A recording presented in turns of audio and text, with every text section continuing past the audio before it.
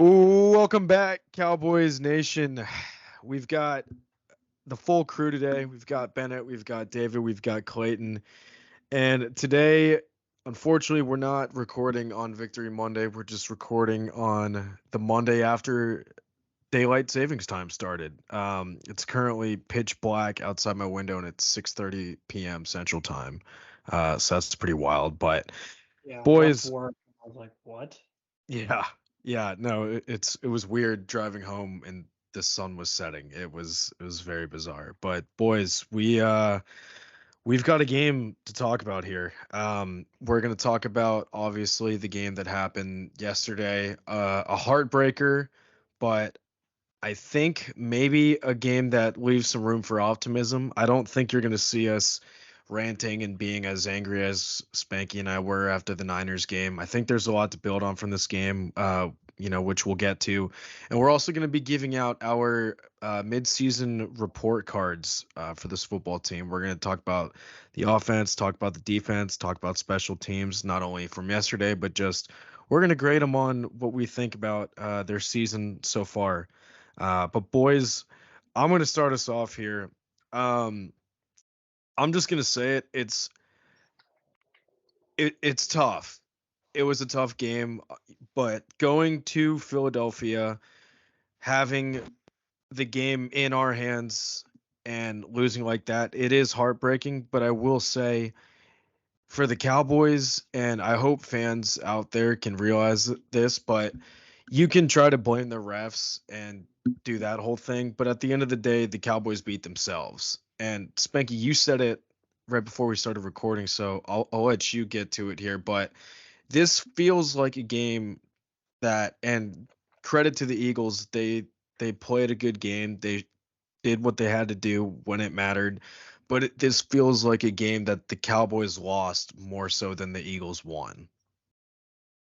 Yeah, for sure. I mean, I I'm an optimistic Cowboy fan, but any Cowboy fan end of the third quarter had the same thoughts.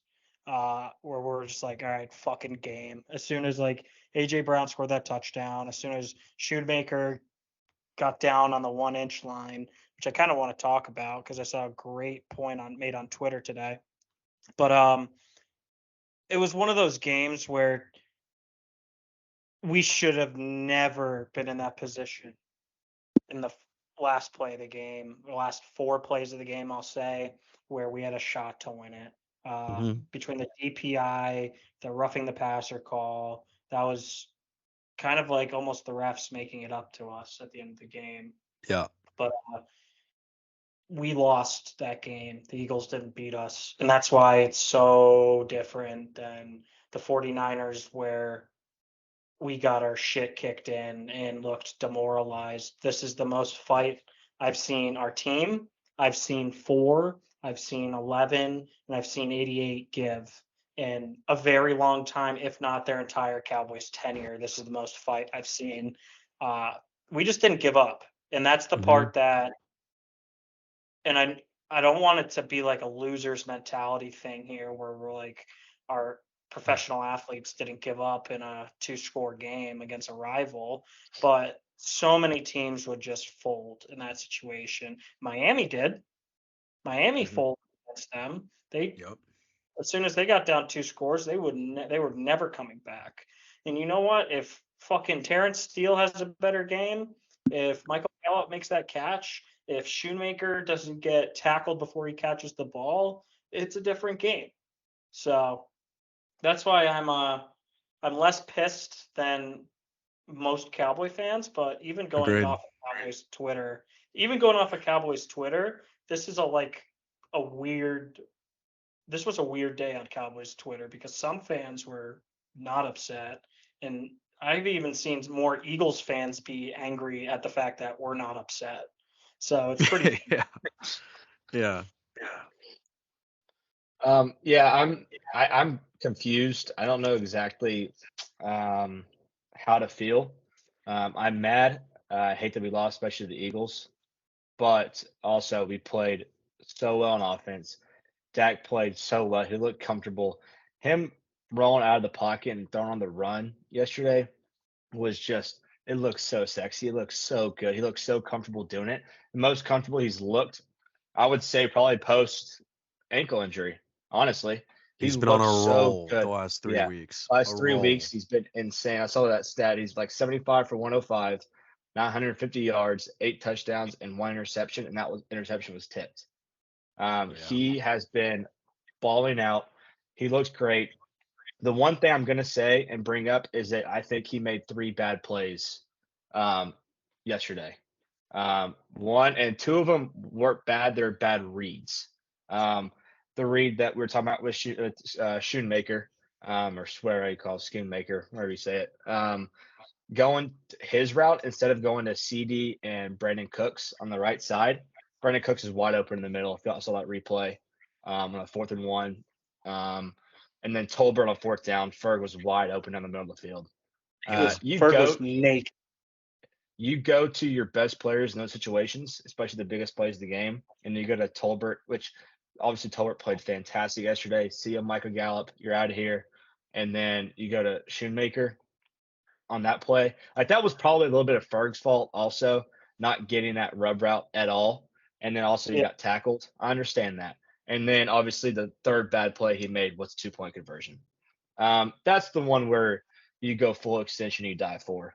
You don't try and reach the ball out, especially for that sole reason that you make that extra big old step to lean out for the ball, cross the goal line, and he stepped out. Those are the bad 3 plays he made. Our 4 linemen played really well. And then we had one who decided just for the past 8 weeks decides to not show up. I know we're going to talk about that in a little bit Yep. eventually. Yep. But I am confused because I don't know how to feel. Because we lost the game. I hate losing. But that was a game where you come out and they score the opening drive touchdown. Or we go 3-and-out, excuse me. They go and score their opening drive for a touchdown, and it looks so easy. And then what I think changed because they had all the momentum in the world. What changed for them was the Turpin kickoff return. Yeah. I mean, he looked so good. Jake Elliott had to attack him. The Philadelphia kicker got to the 40-yard line. Now all he did do is go 60 yards, score a touchdown, and we did. That was a big momentum shift. It wasn't a huge momentum shift, but they were riding high, and all of a sudden, boom, Turpin comes out of there and goes right the middle with his 20-mile-per-hour speed. It's impressive. And I just loved how Dak looked. I love how CD played. The Philadelphia Eagles are a good football team. They're not how people have been talking about for the past year and a half now. They are not. They are very you can beat them. They're very beatable, Yeah. especially on the defense side of the football. I don't mean to keep going on and ranting here, but their DBs aren't good. The Kevin Byard, he did not look good yesterday. He had I think like 8 or 9 tackles, but Ferg just made him his little bitch. Yep. He looked so good. Ferg did against those DBs, against those safeties. And Slay sucks. Bradbury sucks. Their D line played okay. And the only reason why they played okay is because of Steele. That was the only reason why they actually literally. looked good. Linebacker Zach Cunningham's a stud. He's good, but they're beatable. They're very beatable, and we're going to kick their ass at home in 4 weeks. I agree. Yeah. The note that I had about the Eagles' first touchdown drive was for them to come out of that drive after having a 2nd and 23 was inexcusable. And if this was the Cowboys team, the way that they looked against San Francisco, the game would have been over after that drive, because that's pretty much what we saw was Cowboys go 3-and-out, or get ball first, go 3-and-out. Niners go down the field in like 7 plays, 75 yards, like 2.5 minutes, make it look super easy. And there was a thought in my head that kind of creeped in, and I was like, well, this drive right here after the Eagles just did that, converting a 2nd and 23 and getting a touchdown, I was like, this game could get off the rails quickly. But like you said, the Turpin big kick return really shifted momentum back in our direction. But it was just the thing that was frustrating, and the reason why, I agree with what you said, Stu, in that a lot of this game and what I've been trying to process all day and since the game ended is the fact that the Cowboys, if like, and I said this yesterday, this team is rough around the edges. Like, there's no doubt about that. I mean, every team in football is, but it's just the little things that just were, if they go our way. I mean, Eagles put the ball on the deck 3 times, they recover all 3 of them. So Dak, unlucky. yeah, Dak being shoved out, barely. A couple questionable calls don't go our way, and then there's some makeup calls later in the game, and Shoemaker, being literally a pubic hair short of scoring a touchdown. Like it was Also, that just Shoemaker ghost holding call when Dowdle broke like a 15-yard run as yep, well. yeah. Like I Just a said, couple things didn't go our way. a lot of things were just very, very close, razor thin. But I will say that in a loss, and I think this is probably the first time that, well, definitely this year, but for the first time in a while, I'm actually proud of the way that this team played after losing a game. Like, for losing a game in such a heartbreaking fashion, knowing that we were literally probably 4 plays away from winning that game. Like, the Shoemaker touchdown and the Dak 2-point conversion, you're a combined 1.5 feet away from winning that football game, which is why the reason for optimism in my head is, okay, you clean up some of these penalties, you know, limit a couple of the drops, get Michael Gallup off the field, chip Terrence Steele's way, get him some help because he's lost, and the way that people are talking about this game is completely different. And I'll also say that seeing the way that the media is talking today, obviously you're gonna have, your trolls on Twitter who are like, oh, Dak choked again, Dak can't win the big game. Dak Prescott was fucking awesome yesterday, and he's been awesome the last 3 weeks. Without him at his A game like he was yesterday, that game is a blowout. Like, he's been awesome. He's been carrying this team the last 3 weeks, and I will say I have the utmost confidence in Dak. I know we were down on him after San Francisco. He has me all the way back in, especially performing the way that he did yesterday. I'm all the way back in on him. It's just tough to see, obviously the way that we lost that game. And it like, with those plays, I feel like, we talk about it all the time. The Cowboys are so unlucky, and it's ridiculous. I think they're the most unlucky team in football. And I mean, we saw it yesterday. And the Swift fumble on their very last drive, where he ran into AJ Brown and somehow falls right on it. Like, that's just like a microcosm of how unlucky we are. Like, something goes wrong for another team, and we're just a split second late. Like, it's just so unlucky, and it's tough. It's tough, but um, we need to talk about some things on the offensive side of the football. And we're gonna dish out our report cards as we move along through this, but we've been saying that Michael Gallup is an issue, and it's officially a big problem. Um, but he's not the only issue. Terrence Steele is a major problem. I don't know how to fix it. I don't know what his deal is, but it's an issue going forward for this team, and it's very concerning because the sacks that he allowed late in the game yesterday completely shifted that game. I'm willing to put this loss on Terrence Steele more than I am any other player on this roster. Facts. And you said there's not a fix on this roster. And I mean, you got people can argue like, oh, move Doga or move Asim Richards over there. Teaching an offensive lineman the whole other side of the ball is a lot harder than anyone else thinks. And so for a fix, it is we just need a chip. We need Ferg before he goes out on a route, or Schoonmaker or Pollard or whoever's lined up on that side needs to chip. We need to shift our line that way. We need a chip. That's our weakness. And unfortunately, other teams are going to target it. Other teams are gonna be like, oh shit, okay. I also didn't know he tore his ACL and MCL. I thought it was just ACL, but Uh, it just looks he's a little slow out of his like kick step because most of his pressures they're going around him.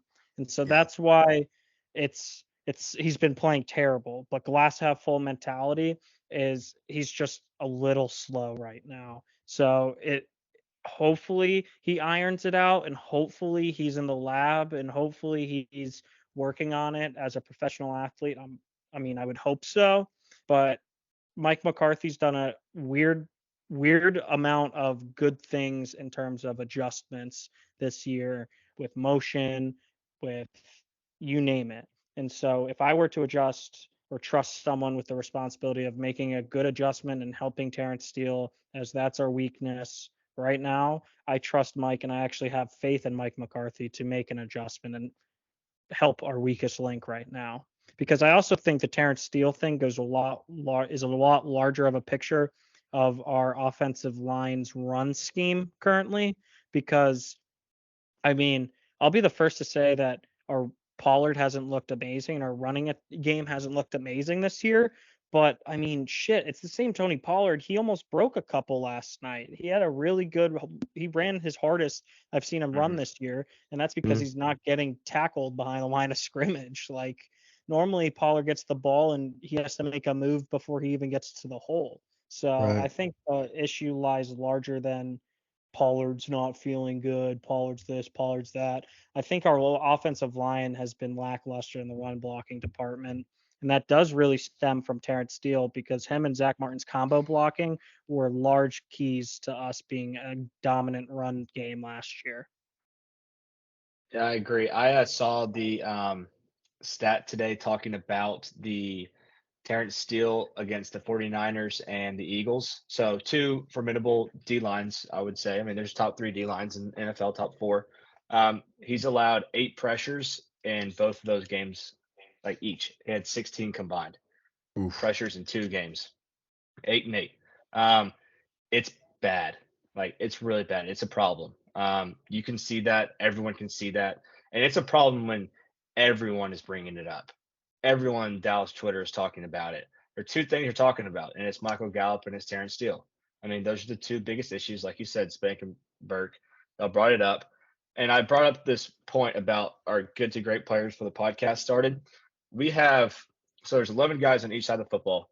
I wrote down good to great players, just good or better. I wrote down 8 players on our offense that should be characterized as good to great players. There's one that could be on the edge. I would say Biotis is on the edge, but I want to hear y'all's opinion about who y'all think is good to great because I have 8. Okay, well, I'll name them right now. Dak Prescott, Tony Pollard, CeeDee Lamb, Tyron Smith, Tyler Smith, Tyler Biotish, Zach Martin, Jake Ferguson. That would be my 8. That's And on exactly what I defense, wrote down. are you asking for defense too? Yeah, I'll ask for defense. I wrote down 4. Micah Parsons, Demarcus Lawrence, Deron Bland, Stephon Gilmore, Trayvon Diggs, if you're counting him. Mm-hmm. And you I know wasn't what? counting them. I'm Marquise Bell this year too. Oh yeah, good one. And I like that. I would throw Osa in there. Yeah, I would throw us in there as well. So those are like I would say there's 7 for sure good to great players on our offensive side of the ball, and 8 if you want to count Biotish, I would count Biotish. And then I would say there's 4 for sure on the defense, and you could add Osa and Bell on there as well. Those are 2 iffy ones. So I put down a total of 12 players, and 8 of them come from the offense. Um, and then the 3, obviously, I think there's only one reason why you don't put Brandon Cooks in there. It's because you're not utilizing him right. There's Yeah. no reason He's why a he should be having 1 catch for 7 yards and only 2 targets against the Eagles DBs that aren't good. They're not.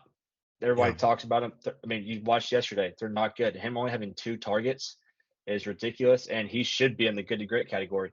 But does he have 150 receiving yards this year? 200? Like 160.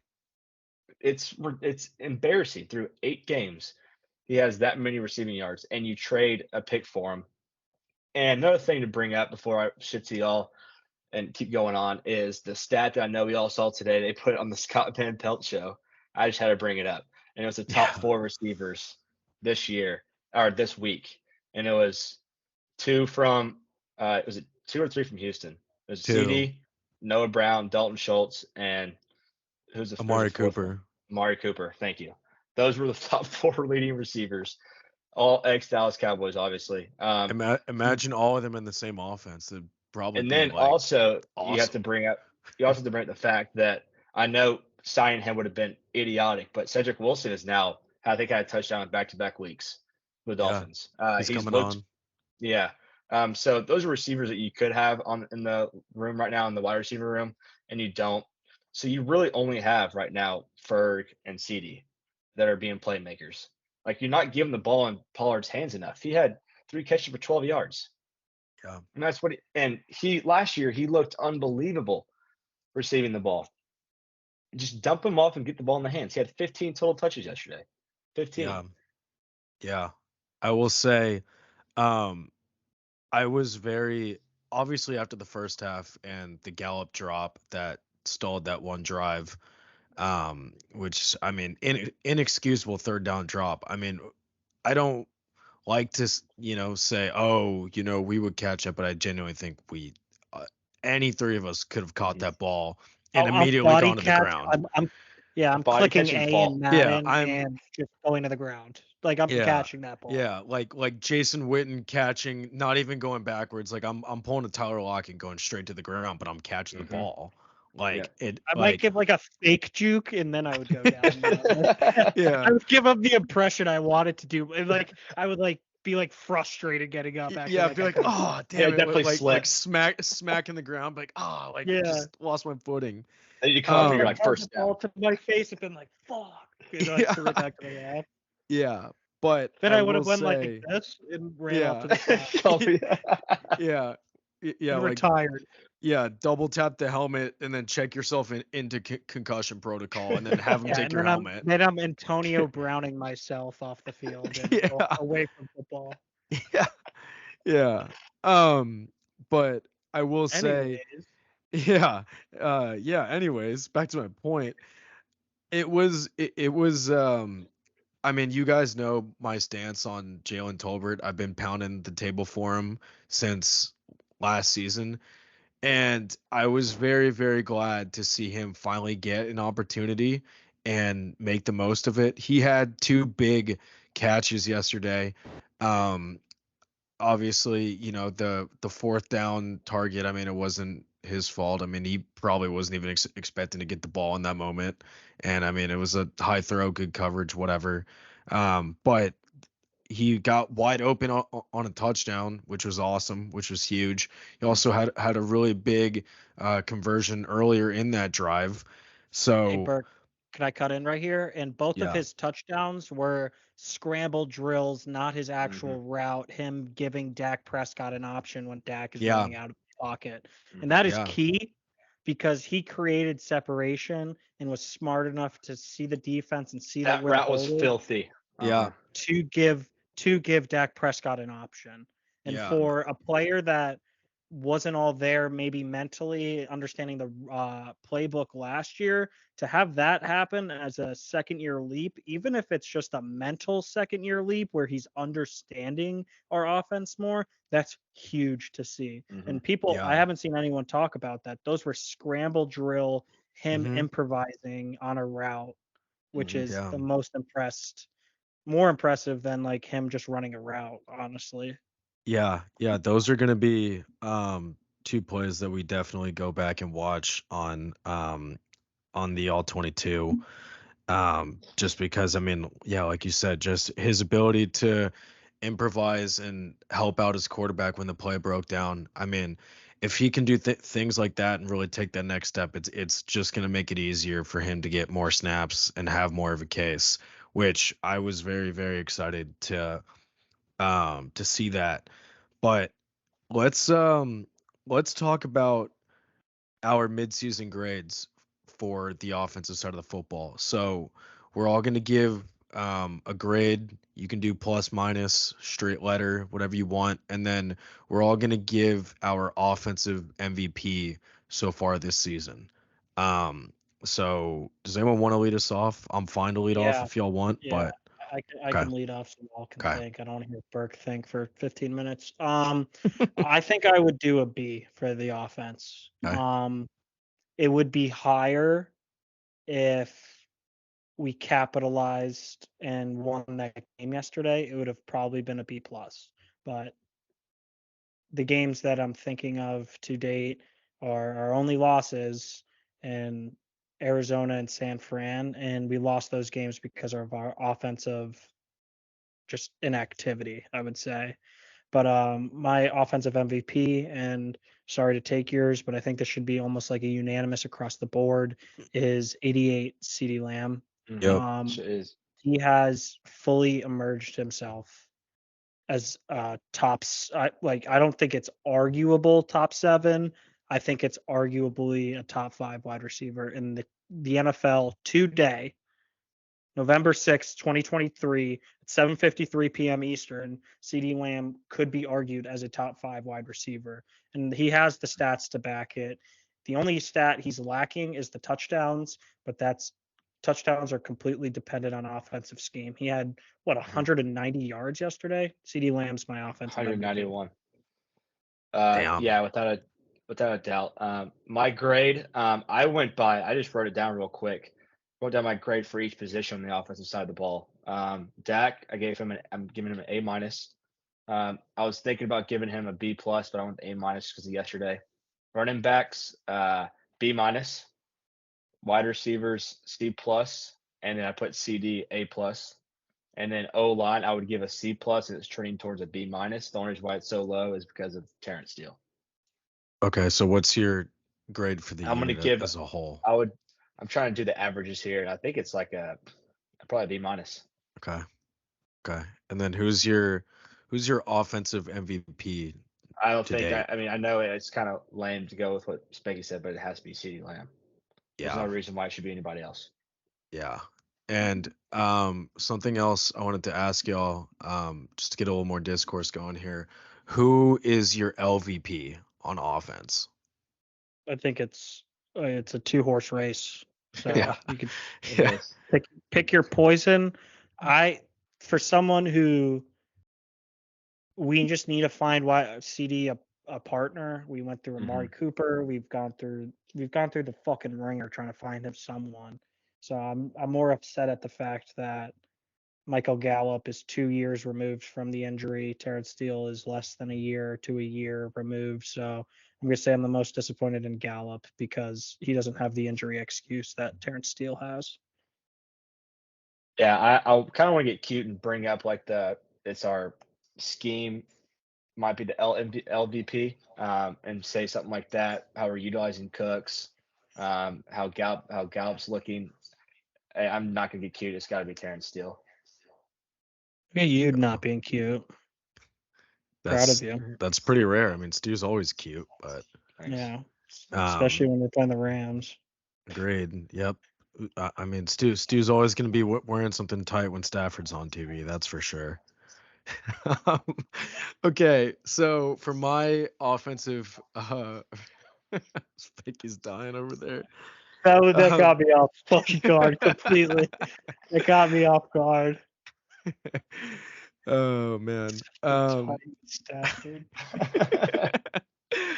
Okay. For my offensive grades, I'm gonna give the unit as a whole. I wanted to give a different grade, but I really can't. I'm gonna give the unit as a whole a B. Just because, same thing, kind of like you guys said, the pieces are all there. They just have to just put it all together once, and the lack of a running game, I think, is bringing it down as well. If Pollard was, looking better, and like we said, I think a lot of that has to do with scheme. I think this would be a B plus, A minus, but I feel like a B is very safe. For my MVP, I'm not gonna go with CeeDee Lamb. I'm gonna go with Dak Prescott. Just as of right now, I mean, as I said earlier, he's completely won me back. I mean, he's been on an absolute roll the last 3 weeks. And outside of 88, I mean, he's clearly been the best player on our offense. But I do want to give honorable mention for offensive MVP to one, Tyler Smith. He's been incredible this year, having an all pro caliber season. And second to Jake Ferguson, who's taken that second year leap, and he's been awesome. He's really emerging as, kind of just the better version of what Dalton Schultz was to this offense the last few years. And for my LVP, I really don't know here. You guys took the two obvious candidates between Gallup and Steele, so I'm gonna get. And this isn't like I'm super down on him. It's just getting cute. I am getting a little cute here. I'm gonna say Tony Pollard, just because, and again, I don't.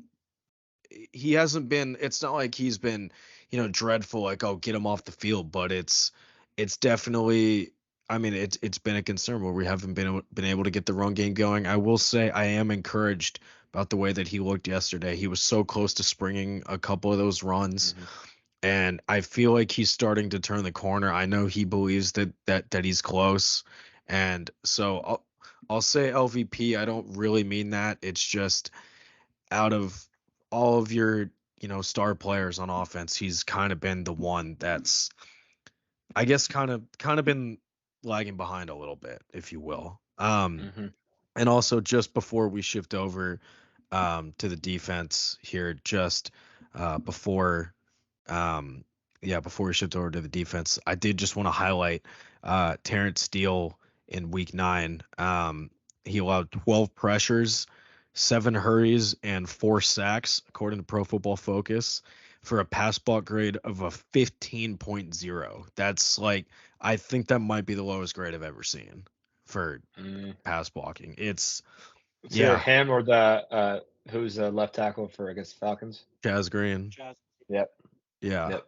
The woe. I would like to see the grade on that game. Yeah, but shifting over to also, if you're listening to this on Spotify or Apple Podcasts, you won't be able to see it, but I sent this graphic earlier. I don't know if you guys can see it, but yeah, I can see it. Yeah, where it was on one of their early drives, but I'm showing right now where Jalen Hurts was down about literally probably a yard and a half short of the first down and where it was marked, which was maybe 8 inches from a first down.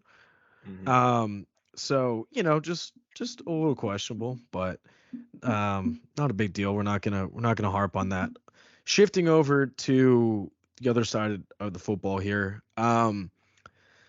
The defense. First, I want to talk about how the defense played yesterday, and then we'll kind of do the same thing we did on offense and give our MVP, LVP, and our overall grades for the unit so far.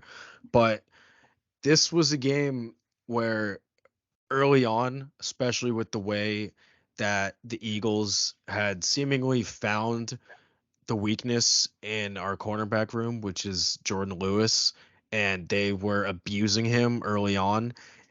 I will give credit to Dan Quinn and give credit to our defense in that they were able to at least mitigate that and seemingly hide him a little more, whether that was just, added pressure and giving Hurts less time and not just letting him just sit in the pocket and, pick apart and go through his reads and find Jordan Lewis every time.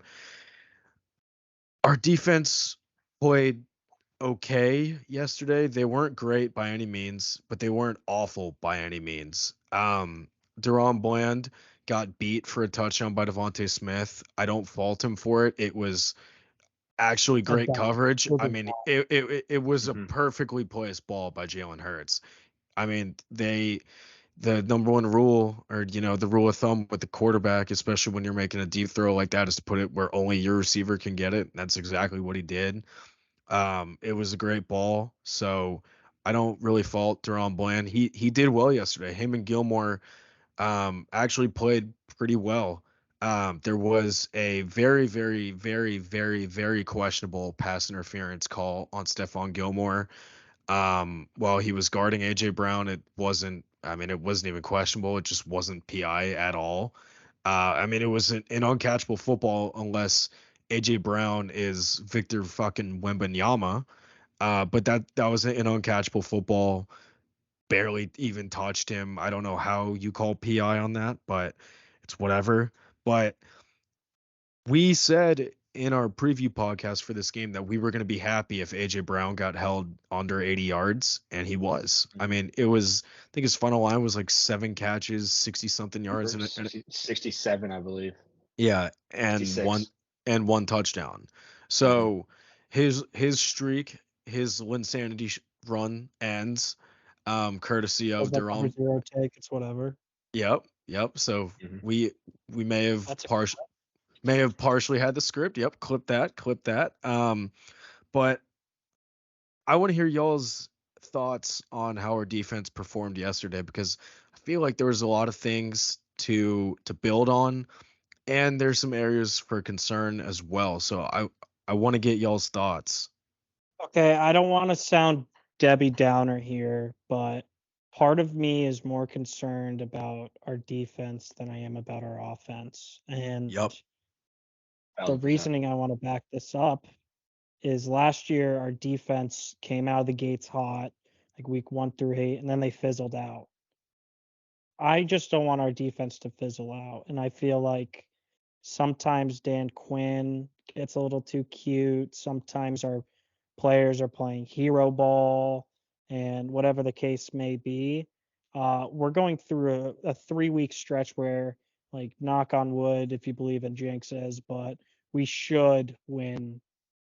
We should be 3-0 in these 3 weeks. We play Carolina or Giants, Carolina, Washington. Those are all Mhm. 3 rebuilding teams, and I think they have a combined 6 wins. I think 5 wins. 4, 2, and 1. See, no, commit 3, 2, and 1. Yeah. 6. So, yeah, 6 wins.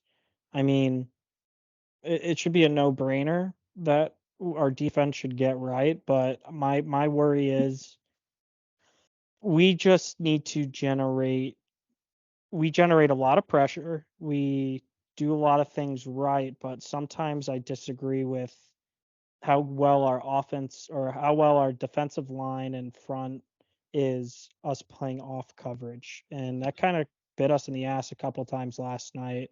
Uh, we the Eagles were 9 of 16 on 3rd and 4th down conversions last night. And in a game where you're going against a great team, you're going against a playoff team, and when playoffs happen, a team can't be shooting above 50% on 3rd and 4th down conversions. I get they do the tush push, whatever. You know what? If I'm Dan Quinn, I'm running Sam Williams out there, and I'm sorry to put this in the universe, but someone's career is getting ended because I'm just diving into the side of their pile, and there's no more tush push. That's how you stop it. I don't care. Sue me. I'm done with the tush push. But I need our I can't believe offense. you I need actually our said it out loud. yeah. Fuck it. I don't care. That's how you stop. Everyone's like, how do you stop the tush push? Someone on that offense gets injured. That's how You're you That's not stop gonna be the wrong. it. You're description not tonight. wrong. That's the thing. You're not wrong. That's how you stop the tush push. You have to you have You need to to injure someone. yeah. You need to injure If the New someone. Orleans Yeah. Saints Like, it. that's why no one's successful. It's like, what are you going to have your linebackers push your defensive line and get into a rugby scrum? No, you're going to send some guy full speed into the side of the guy that's pushing Jalen Hurts, and we're going to see if they run it again, if without a knee cap. So that's how you stop it. But I guess my point of the matter is, I'm a little worried about our defense. Um, Yeah. I would like to see Israel McQuamu or Jan Way Thomas play more slot reps, especially against physical teams, like against the 49ers. I don't think we should play a corner in the slot. I think we should play a safety that's going to help us in run support. Help Thomas is us still support hurt, right? Huh? Thomas is still hurt, right? Like I don't think I he don't played think so. yesterday. He didn't play yesterday. That's what I I think he was thought. a healthy scratch, but I think that's for other reasons. But I think we carried an extra lineman yesterday. Okay. But like I would like to see Izzy, especially after his playoff performance against San Fran and kind of the later end of the season last year. He played really well in that slot role, and he's like 6'4", 220. It's like, Yeah, he damn, was that a just brings our he was a defense. college corner too.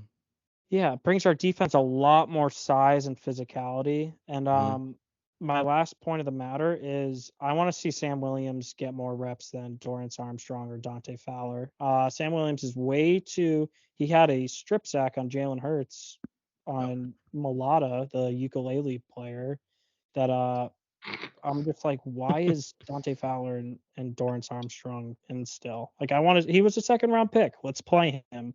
We called him Baby Micah for how many off seasons now? Let's play him. But Yeah. overall, it's hard to not give our defense a high score, but I would say B plus. And I know that's going to be like, what? Not an A, not an A minus. It's just I need to see our defense put in the work against an actual playoff team before I can give us an A. Because the Yeah. Ravens have and the Browns have, but I don't think we have yet.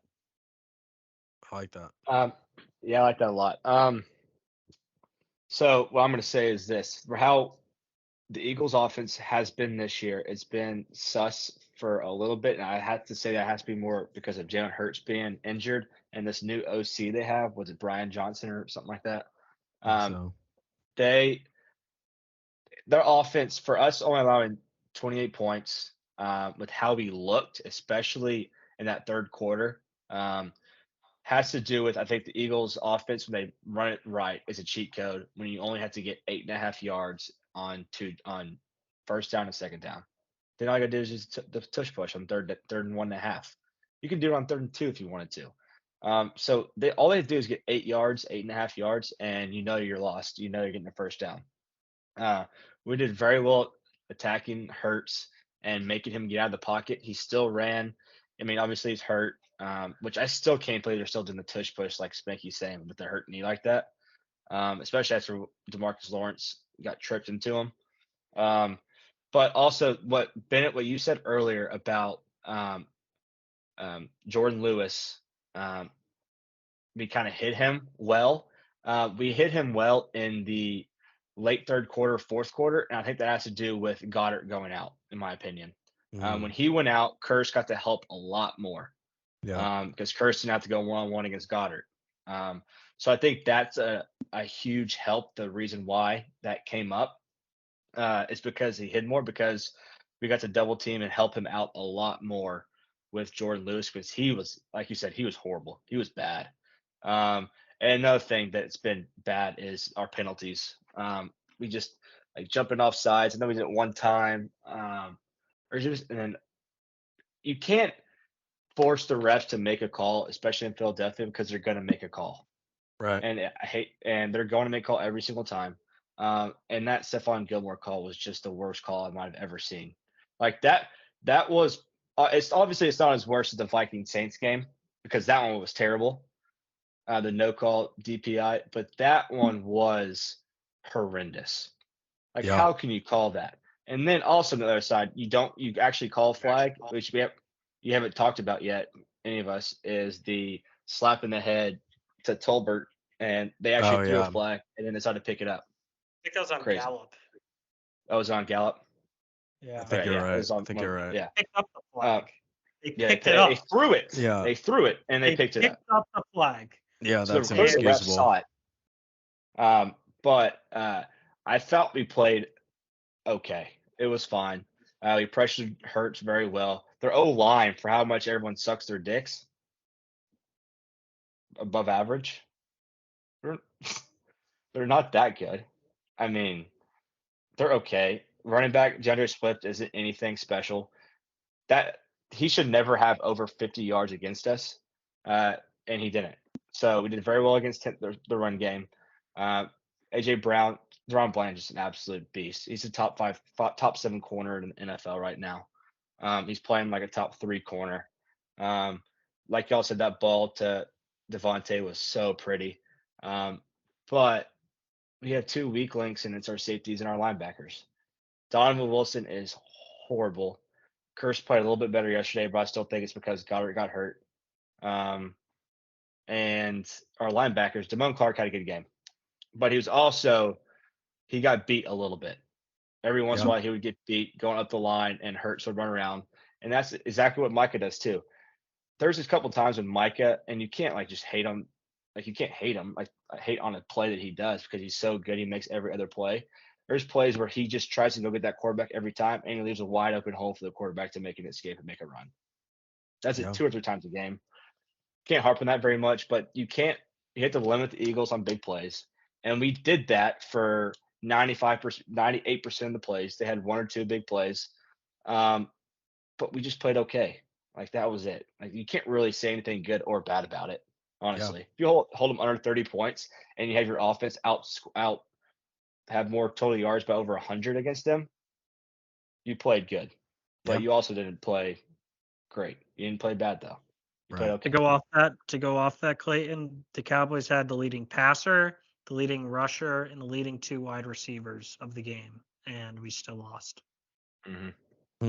Like that's what hurts you even more, man. Like that's just a winnable game. But again, 2 things hurt us: penalties, and we had way too many penalties, stupid mistakes, and then just that last drive just hurt us, in my opinion. Yeah. So what about your report card? I'm gonna go B, straight B. It's been good, but it's been A+ at times. It's also been C- at times. So right in the middle, B. MVP is going to be. Am I doing that yet, or just a grade? Yeah. Spanky forgot his. We'll circle back to his after you finish. I mean, yours. mine's. It's gonna be obvious. I'm not gonna get to Mike. I'm getting to Bland. When you have 3 pick sixes, there's no reason why it shouldn't be. And then LVP, I think it's another obvious one. And I hate to take these obvious ones, but it's Donovan Wilson. He's good picks. Man, he's been like after last season, we're talking about him like we can't wait to pay. We better pay this man. He's played so well. He's every single play it seemed like he was in. And now it's just like he's never in a play. You never see him on the field. Yeah. And he's playing. Yeah. Spanky, what do you got? MVP, LVP. You already gave a B+ for your grade, but yeah, it's Bland for show, and I would say our strong safeties. So I would say Donovan Wilson and Jaron Kearse. Those are good picks. I'm gonna go with the B as well. So B on offense and a B on defense. I'm not gonna do the around the horn Bland MVP, although I would love to. And he is undoubtedly the defensive MVP of this team so far. But especially after yesterday, I mean, gotta tip the cap to the man, the myth, the legend, Micah Parsons. One of the knocks on him, I know we talked about it, was that for the Cowboys to have a chance in this game, he was going to have to make his presence known. He was going to have a big game, and he did do that. I mean, he had sack and a half yesterday. He had, a lot of pressures. He gets held almost every time he rushes the quarterback and doesn't get calls. The one late in the game where it was one of the most blatant holdings I've ever seen, landed by Landon Dickerson, the Eagles left guard. He doesn't get calls. It's the way she goes. We know this, but my LVP, it was going to be Donovan Wilson, but I think I honestly, I'm going to give it to, I'll go out on a limb here, and I'm going to say Dorrance Armstrong, LVP. To me, his presence on the field right now is he's literally just a body. He doesn't do anything. You never hear his name get called. Like he does nothing. And like Spanky said, I'm very, very ready to see Sam Williams get reps over him. I would like to see more Dante Fowler over him. I'm pretty much ready for Armstrong to be on his way out. I mean, he's been a average to below average player for pretty much his entire career, except for last year. and we gave him like a 1-year deal this year just to say, go prove that you can do it again, and he hasn't produced. So pretty much ready for him to be gone. He doesn't move the needle for me, and so for the sake of picking someone different, I'll go with Dorrance Armstrong. And I guess Did either did either of y'all think about Gilmore? Was he ever in the back of y'all's mind on no, No, LVP? because we brought him in to be better than Anthony Brown, and he's yeah, been that. True. Fair. and his performance yesterday got me Mhm, back on him. If he had gotten mhm, torched yesterday and AJ Brown went for like 140, I'd be like, okay, yeah, he hasn't lived up to it. But mhm, mhm. he's been good, not great this year, which is what we expected. And Yep, I agree. If Trayvon Diggs was healthy and we had our preferred cornerback room of Diggs, Bland, and Gilmore, it wouldn't even be as much of an issue. Like we would be able to hide him so much better. Mhm, So for the cards that he's been dealt, I mean Gilmore's an older guy, and I mean he's doing the best he can. So I can't fault him for that. And he hasn't been like unplayable or like unbearable. So yeah. yeah, he never really crept in. Mhm, I guess just to show a little bit of love, I feel like for our last unit here for special teams, I feel like we're all gonna have a unanimous grade, and I think we're all gonna mhm, have a unanimous MVP. Um, so for me, special teams MVP is Brandon Aubrey. I mean, we said it as our cover zero take a couple weeks ago. He's the best kicker in football. And for our special teams grade, it's an A. I mean, with the amount of special teams touchdowns that we have, the way that Turpin has been this year, just so many big returns, game-changing returns. He's been awesome. And I mean, yeah, Brandon Aubrey's been awesome. Brian Anger's done his job following up on that Pro Bowl campaign he had last year. So I don't really see any way that we could possibly fault special teams. They've been the best and most consistent unit on her team, which is mhm. pretty nuts. I'll even say A+ for our special teams. Yeah, A+, Brandon Aubrey, no debate. We have the best special teams in the NFL, and it's Great. pretty weird to be able to brag about that, but it's cool. Yeah. Yeah. Yeah. A+, Brendan Aubrey. He's been nails, man. Been Yeah. nails. Very impressive. Hey, didn't he break the record for most consecutive field goals made to start a Yeah. career? Yeah. And the thing that's funny about Aubrey, I mean, I know they talk about his story about how he went to Notre Dame, and then he played like pro soccer for a couple of years, and then he missed his first kick ever with the Cowboys on that extra Mhm. point, and we were like, oh my Oh god, like no. why Yeah. do we were like. I know we were all texting in the group chat on that opening night, and we were like, dude, go sign Uh, Robbie Gold at halftime. Like, dude, yeah. like, no, we're not doing this. But yeah, he's been nails. A little bit. He was kind of weird yesterday. I guess Yeah, he that's was. I don't. It's not like an issue by any means, but it's definitely something to monitor, especially with how we saw Maher get the yips last year. I don't think it's an issue unless he starts missing field goals, which he hasn't. I mean, his one attempt yesterday was, I mean, right down Broadway Funny, yeah. as always. So Mhm. unless he gives us reason to worry, let's not worry about it. But as we kind of wrap up here, we usually it's usually positive after wins, but it's got to be a little negative when we lose. It's gonna be our good, bad, and ugly. Um, and it's just gonna be based off yesterday's game. Give me a player who was good, a player who was bad, and a player that was just flat out ugly. I mean, I feel like our ugly picks are probably going to be I mean, it's going to be a two-man race, but Yeah. just let's go ahead and let's get our good, bad, and ugly from the Cowboys game against the Eagles yesterday. I guess I'll start. It's hard to pick my good. Uh, it's between CeeDee Lamb and Dak Prescott. I'm gonna go CeeDee because I really haven't seen a wide receiver performance like that in some time, and I've been kind of pounding the table for him to solidify himself as like an alpha number one wide receiver.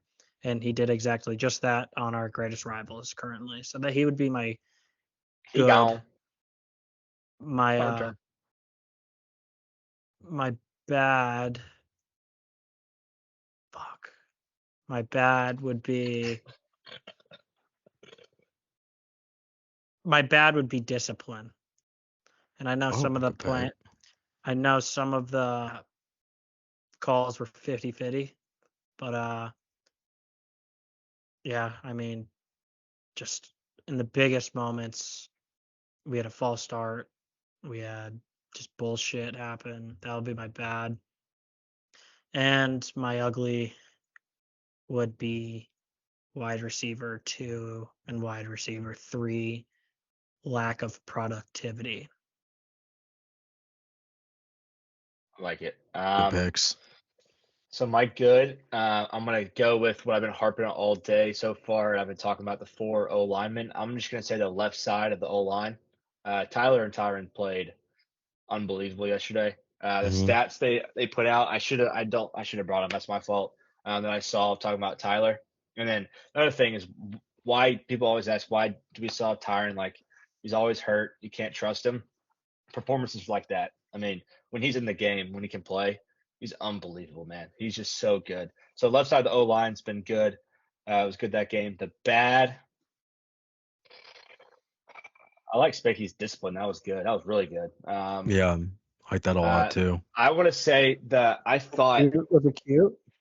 it was cute. It was I cute. want. What, I'm gonna what would be the say cute rating, Burke? I'll give it 8-7 cuteness. What about you, Clayton? I was gonna say 9-1. Oh, Okay. very cute. Yeah. What I thought was gonna be a game changer, what I talked about last Thursday on the pod, was our D tackles having a huge game. They didn't do anything. Excuse me. Let me rephrase that. Osa did well.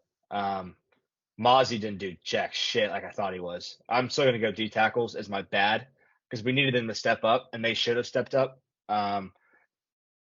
You just never really heard any of their names all night. And then ugly, I mean, you got to go Terrence Steele, man. And I was thinking it was obviously between Gallup and Steele, but Steele made more game losing plays than Gallup did. Yeah. And so mine's ugly as Steele. Okay. Yeah, those are good picks. I mean, that was gonna be my ugly as well. I appreciate Spanky getting creative with his. Yeah. Because mine aren't as creative. My good is gonna be Dak. Just because we haven't, you know, thrown him out there yet, but it's gonna be Dak. He was very good yesterday. Played well enough to win that football game. Just he got let down by Terrence Steele, by Michael Gallup, by his defense at times. Um, so, but he was very good, definitely good enough to win that football game yesterday. So, I'll show some more love to 4. My bad is gonna be, gosh, I really like the discipline thing, and I really like the lack of productivity outside of wide receiver 2 and 3.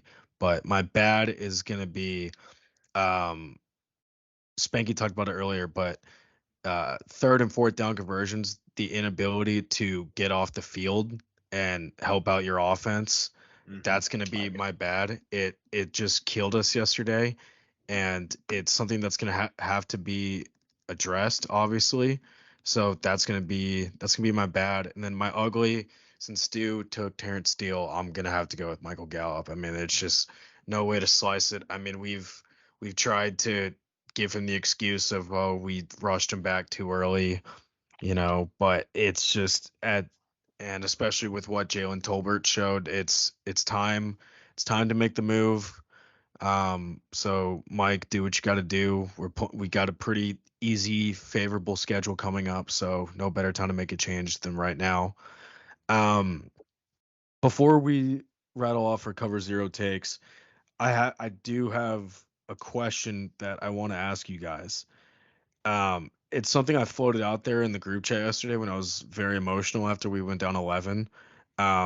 but what is wrong with Cowboys players being a shell of themselves after we give them contract extensions? For example, Zeke Elliott, Terrence Steele, Michael Gallup, Jalen Smith, and Donovan Wilson. What is wrong with them? Every single one of those players besides Donovan Wilson, we signed after a big injury. Except Zeke. Pretty sure Zeke dealt with some unidentified knee injuries during his rookie year. Probably CTE that we didn't diagnose. So I'm gonna stick by only Donovan Wilson didn't have a big injury, but and also Zeke probably has something in his lungs from all the vapes and all of that too. True. Vape God Zeke. But Terrence Steele and Michael Gallup, we did it to ourselves after an ACL injury. And like Jalen Smith. Jalen Smith blew up his knee too. Like it was only a matter of time. Like we did it to ourselves in a position where during those negotiations, more than likely we would have all the leverage in that situation. Gallup, free agent, just tore his ACL. What team is going to take a shot? Yeah. Who's going to take a risk? Yeah. Like you're out till at least week 5. Like you're not going to get a training camp. Is a new team going to take a risk? No. Say Terrence Steele, maybe a team would probably get picked up this week. Terrence Steele, him and La'el Collins will probably find teams this week if we didn't sign him to a contract extension. So to answer your question, we did it to ourselves by having good faith in our players' ability to return from injuries. Yeah. I don't think I can say it any better. I agree. Yeah. I just wanted to throw that out there because I was brainstorming that yesterday, especially when I was very upset with what I was watching with Steele, Gallup, and Wilson. Just pitiful stuff. 2 more quick notes here. Did you guys see the Eagles coach that had a thong on? Yeah, it's currently Thong Gate right now on Twitter. Yeah. It's been all over my Twitter. Philly fans can't talk any bullshit. Like, I think that's why they're more mad that we're not That's mad. definitely why they're more mad. Because it's like, bro, shut the fuck up when your coaches is wearing a red thong on the sideline. It's like it's like in Endgame where it's like, like the Eagles won, but at what cost? Like America just saw that one of your coaches has a thong. Like, yeah, I would happily lose without one of my coaches being spotted in a red thong. And you guys in 3 weeks. The fact that it was red too is crazy. Like it's like when Ricky Bobby says what his driving coach or driving manager put it on him, and he's like, "Don't you put that on me, Ricky Bobby." It's like, don't put a thong gate on the Dallas Cowboys right now. Yeah. We do not need more unneeded media attention. Yeah. I just thought that was hilarious. I was watching clips of it today while I was at work on my break, and I was like, you know what? Like, we may have lost the game, but the Eagles have their own version of Connor Stallions, who was wearing a red thong. So who really lost at the end of the day? Would you kick the tires on seeing what Connor Stallions up to? Yes. Under the table? Yes. How elite would that be? He should be locked in a room in the Star with nothing but like a laptop, a charger, a monitor, and like some cheese and crackers and like a couple bottles of water, and say, learn everything that you can about the remaining opponents on our schedule, and we'll fly you out, sit you in the top of their stadium so no one recognizes you, and just film everything and literally do your creepy 500-page manifesto about the Cowboys winning the Super Bowl. He would be in the Star locked up already. Do you know what the funniest part about it is? We wouldn't even need to pay him to watch game and go to games. Like he could go to all 22, and he could also watch the actual national broadcast and see what see what their quarterback is saying, and be like, okay, this is what they do when they say this. I will pay him. Whatever money. You know what? Yeah. Clayton will house you, Connor Stallion. Yeah. We're volunteering Clayton Stewart's own bed. I don't care. Clayton will sleep in the street. He doesn't care. Clayton will house. He does not care. I got him.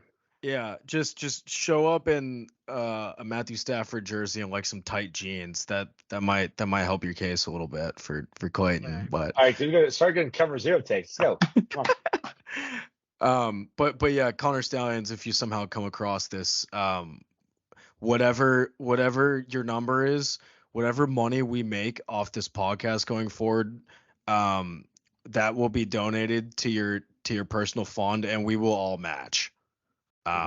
So if that's $20, then from the pod, then you get 60 from each of us. You get $80.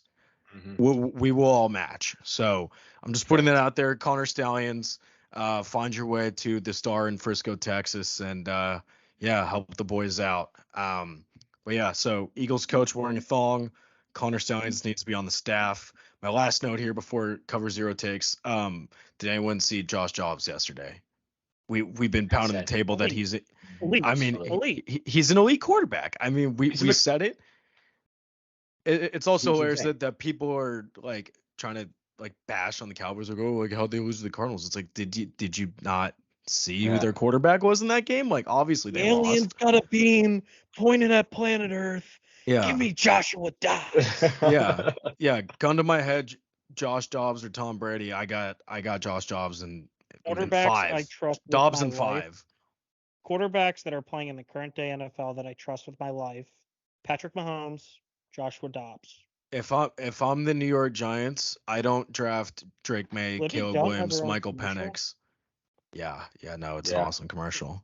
It's an awesome commercial. Shout out Really Paul good. Skeens. Yo, Libby, if Dog. you're listening to this, I know I don't play baseball, but I talk ball with the boys. If that That's opens true. up. Spanky also paints 103 on the black in MLB The Show.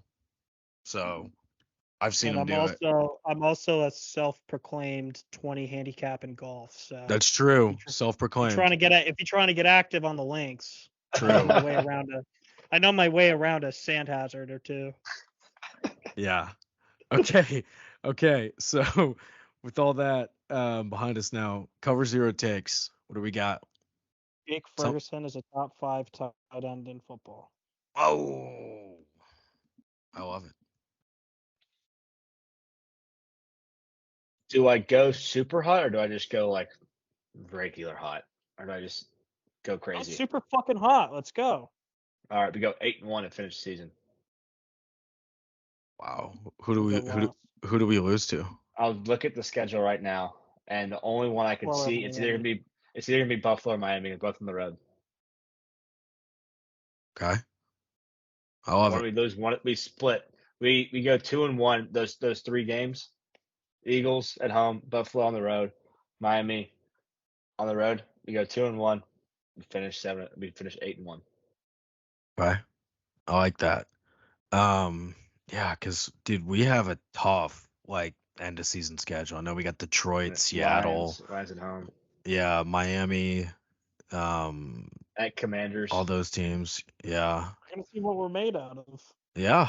It's gonna be an interesting way to finish the year, but I love the 8-1 take. So we be 8-1, finish at 13-4. Mm-hmm. Wow. Is that the 1 seed? I gotta look at. Hold on. Eagles play Bills, Chiefs, and Niners next 3 weeks after their bye. So back to back. Yeah. So Yeah. at Chiefs. I don't know what the order is, but Bills at home, 49ers at home, at Dallas, at Seattle. yeah. So Damn. yeah, five straight playoff teams. Eagles are about to get about to see what they're made of as well. And we get to play what the Giants and what like the Panthers. Mm-hmm. and I think we play someone else garbage. Oh, is it Washington on Thanksgiving? Yeah, Washington on Thanksgiving. Yeah. So back. yeah. So okay, I love that. So Ferguson top 5 tight end of football. Stu says that we go 8-1, finish the year. I love both of those, and I wish I had one that was as spicy as that. I'll say, just because I've been showing love to him, I'll show. Why not just one more cover zero if it hits later in the season? Yeah, we were on it first. Dak Prescott, after the next 3 weeks of putting up probably great numbers against garbage teams, will be firmly in the MVP conversation. Dak Prescott finishes I was this literally about to season. say the same exact. I mean, I said it in the same I said exact it last language. Yeah. Thursday. I said Yeah. after the game, Dak will cement himself in an MVP vote after we win. I will If we would have say won, he would have been in there. Dak Prescott finishes this season as top five in the MVP voting, and if we somehow go 8-1 and finish this year, he might win the damn thing. Mm-hmm. So You go 13-4, he's If we winning. go, if we go 8-1 the year, Prescott probably wins MVP. which start the narrative. We're on it early. So yeah, I love that. Y'all have anything else to add before we sign off here? Turpin houses 2 on a kick return or a punt return. I think he gets this season. Yeah, in the Okay. last half of the season, second half of the season, I think Turpin. It's gonna be good. One's gonna be against Carolina. Like Dude, some he might stupid shit. he might get one next week. I mean, we'll talk about it on Thursday, obviously previewing what's shaping up to be a very ugly game for the Giants and Tommy Pastrami, DeVito, but it's I think Turpin might even get his first one next week because he's overdue, and we all know that. But if y'all don't have anything else to add here, and I think it's time to sign off. No, we went a little bit longer than usual today, but we had a lot of good things. Well, I guess good and bad things to talk about. Had to dish out our midseason report cards, and you guys can please follow us and interact with us. We're very active on social media. Find us on X or Twitter, whatever you prefer to call it, and TikTok at Dallas BC Pod. Follow us on Instagram at Dallas BC Podcast. Go ahead and shoot us an email for sponsors or inquiries, podcastdbc@gmail.com. And we're available on YouTube, Apple Podcasts, and Spotify. So go listen wherever you prefer. And as always, thank you guys so much for joining us today. And we will see y'all on Thursday.